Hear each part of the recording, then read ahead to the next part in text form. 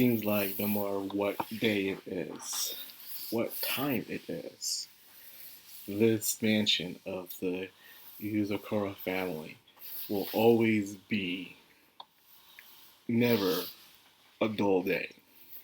Every day is something crazy. No matter what you do, whether it's signing documents, training, or playing hide and seek, there's always something in this house. So this episode pretty much focused on two of the siblings. First half was Kengo, and the second half was Shinzo and stuff. The two older brothers. Well, the second and third older brothers in a way. I guess Kengo is no, he's not the younger brother. Just the big dude is actually the younger brother. So yeah, there's four brothers. So I think about it. Four brothers, three sisters. But anyways, I'm getting sidetracked here. The point is the first half of this episode I could have sworn happens a little bit later on down the road. I believe they're mixing up the redundant chapters and putting them in places where they feel like they need to have. And I know I said this before, but once again, I'm glad that they're putting in content that gives you a better understanding of the characters. So later down the road, if something happens to them or they're on some sort of route, you'll be able to truly feel attached to these characters down the road.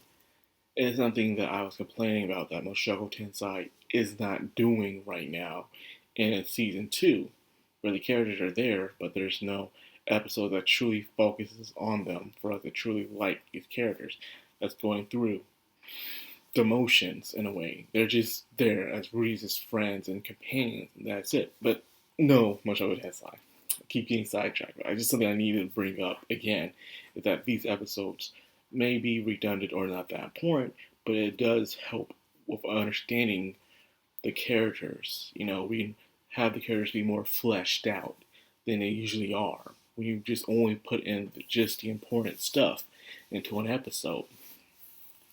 Now, that being said, the first episode all have to do with Tayo and Kengo and Mutsumi as she's signing documents.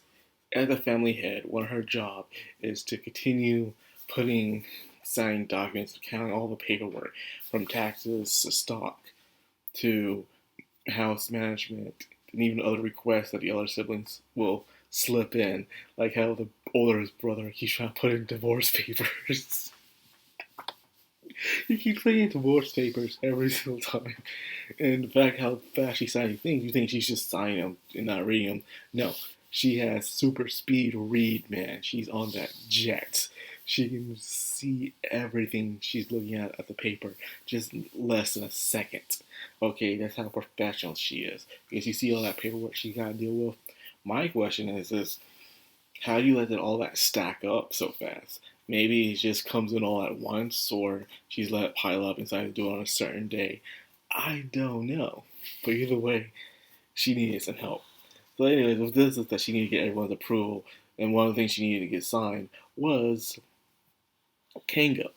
But Kengo was kept playing hide and seek, playing around with the house in a way. And they kept looking over him while looking at the other rooms that the siblings have.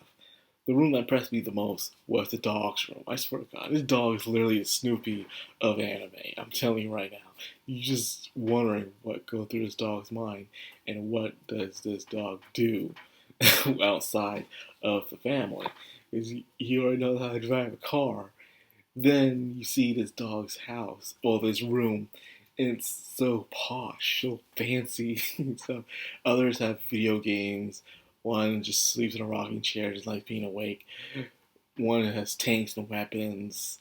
And one has, of course, has pictures of Mutsumi all over the place in just one chair. In the center of the room. Like, dude needs help.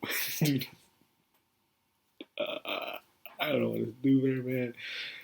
But, yeah.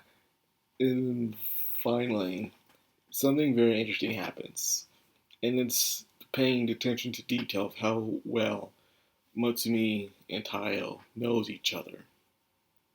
Is when Kengo disguises himself as Tayo but she notices because of behavioral patterns that Tayo does on a daily basis, because she hangs out with Tayo the most.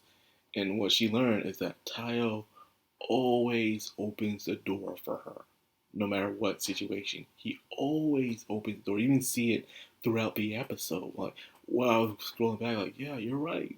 He does. He always opens the door for her. And because of that, he didn't pick up on that. And there was a big flaw, well, a small flaw that kind of gave him away. So because of that, Musume was able to find out, like, hey, that's not Tayo. Tayo always puts me first and no one else.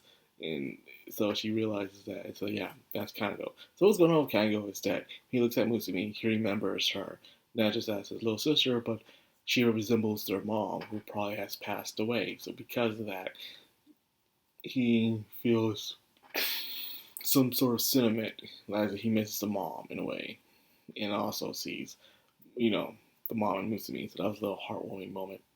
Then with the second episode, which pretty much Tayo on one of his first true missions. And ironically, it goes as you thought it would.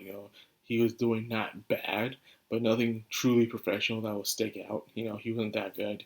He was in certain situations. He had to help out Shinzo, a boy who's very high extreme of social anxiety, but his love for guns compared to none. And he loves his guns. He lives in the trash can, and he has every gun you can think of. It's the cold cold steel is what keeps him warm at night. Crazy, right? But anyways, he kind of slips up, but no matter what he does, this dude, I guess, is a John Wick, because no matter what happens, anything that's in the hands of Shinzo will become a weapon. You can literally give him a kindergarten fork. Yeah, these are kindergarten forks. I guess they look like the kindergarten forks, but they can be normal lunch forks, I guess. But he used that fork and he turned it into a freaking bullet. Like, yo, the professionalism of this dude is amazing. I guess all the siblings have something that just sets them off. That makes them seem very abnormal. In a way, Kango is just freaking weird. Um, Karichiro and his obsession with Mutsumi makes him weird. And Shinzo's extreme social anxiety and love for guns is what makes him weird. So I wonder what the others are like. That makes them completely weird and just off the charts wacko. I'm looking forward to seeing other people react. I know myself, I'm a manga reader and everything. But with that being said, it seems like someone is after Tayo now. And he uses a hammer to kill people. Not the big mallet hammers or anything like that, but regular Home Depot hammer he uses to take out his opponents. So like, whoa, we got someone a bit more serious after Tayo. I'm looking forward to it. Yeah. So anyways, that's what I got. Sorry it came out late. I was extremely tired Sunday, so I did no video Sunday, so I did Mushoku Tensei Monday, and I'm doing this today on Tuesday. But usually I do something random on Tuesday, but I was just way too tired. And so, I hope you guys forgive me for that.